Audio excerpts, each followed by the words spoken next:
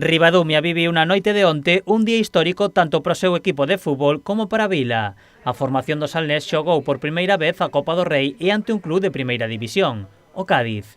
O equipo espertou do sono perdendo por 2-0, pero ofrecendo unha gran imaxe. Este foi un fito histórico para Ribadumia.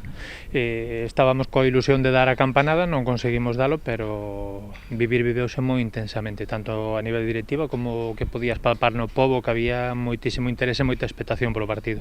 Dende o equipo ribadumiense fan un balance moi positivo de todo o vivido, especialmente polos afeccionados. Os socios máis antigos do clube din que nos comentaban que nunca se vivira tal cousa, non? Que nunca este era o feito máis importante de toda a historia dos 60 anos do Ribadumia e estaban moi ilusionados. De feito, creo que na medida do posible nadie o perdeu. Dende o banquillo, o adestrador tamén mostrou a súa satisfacción pola imaxe ofrecida polos seus xogadores.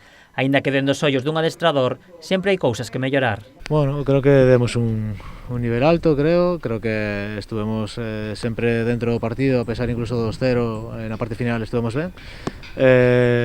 Bueno, quedoume cos dous goles encaixados, que igual o primeiro un balón parado que cando tíamos o partido controlado e o segundo nun error que cometemos casi máis nós desde banquillo que os propios futbolistas. Nin o equipo nin a vila esquecerá todo vivido no día de onte.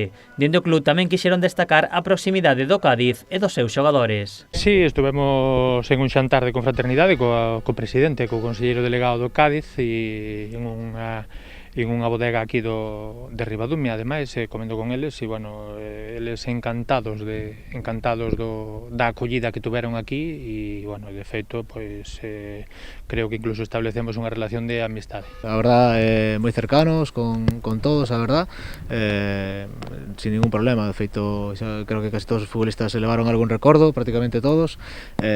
Bueno, cercanos, eso é de agradecer tamén, non? Que cando ven un equipo de primeira división, pues teñan esa cercanía con os futbolistas e ca xente incluso ca afición, non? O Ribadumia ten agora un reto moi importante por diante, illarse de todo o vivido e volver á realidade do seu obxectivo, a salvación en terceira división.